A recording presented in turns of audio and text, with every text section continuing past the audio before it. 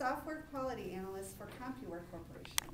He currently works on the automated testing team of the Michigan Child Support Enforcement System project in downtown Lansing, and has served as a trainer for groups of his peers on a couple of occasions. So like I said, his icebreaker speech is today, and his objectives are to begin speaking before an audience and to discover speaking skills you already have and skills that need some attention. So please help me welcome David.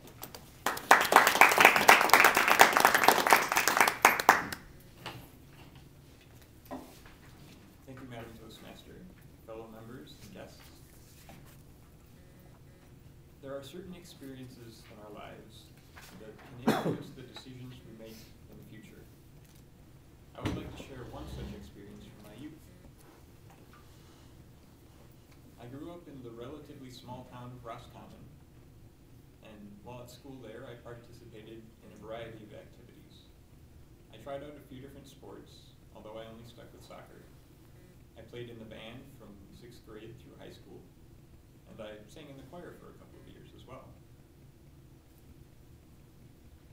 It was before my freshman year of high school that I had an opportunity through the band to go on a musical tour of Europe. The tour was a program through the group Voyagers International. That group gathered students from around the state and put them into a band and a choir, and they would then practice in the US and then head over to Europe and perform at local venues. In this particular year, the trip was going to be in the middle of the summer, and it would visit 7 countries in just 16 days. So I thought about this opportunity and talked with my parents, and my mother especially encouraged me to go on the trip, because it was the kind of thing that she had not been able to do when she was younger. So I decided to sign up for the trip, and over the next several months, we prepared for the trip. I got my first passport. I met with the other students from around the state on 3 separate occasions to practice the music we would be playing. And there were a few students from my own school that were going on the trip as well. And we also did some fundraising activities in order to help pay for the trip. So the end of my 8th grade year came, and summer vacation began. And at this time, I didn't have a summer job, so my summer days were pretty easygoing and carefree. And the days flew by, and soon it was just a week before the trip was going to leave, and I was getting cold feet. I was thinking that I'm not terribly excited about the trip and wasn't sure if I really wanted to go. I was comfortable at home, and going on the trip meant I would have to perform in front of others, and I would be surrounded by mostly strangers all the time.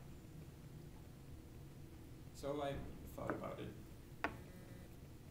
My family and I had already invested a lot of time and money in this trip.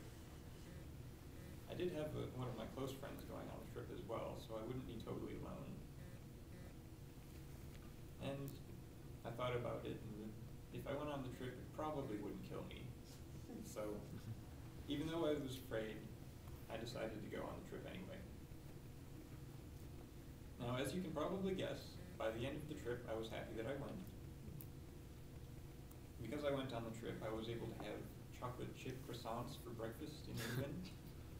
I caught the view from the Eiffel Tower. I saw the Mona Lisa in the Louvre.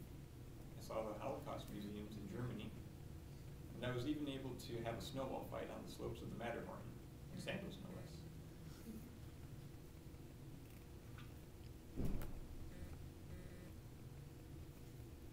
I feel that I'm more connected with history and with the world because I went on this trip. Now, you've probably heard the saying that variety is the spice of life, and I would say that I agree with this sentiment. If I had chosen to stay at home, I would have had enjoyable, comfortable days, but I would not remember them. So, now when I come across an opportunity that I find myself afraid of, I take a moment to reflect and remember, if I'm this afraid of it, then it's going to be good. Thank you.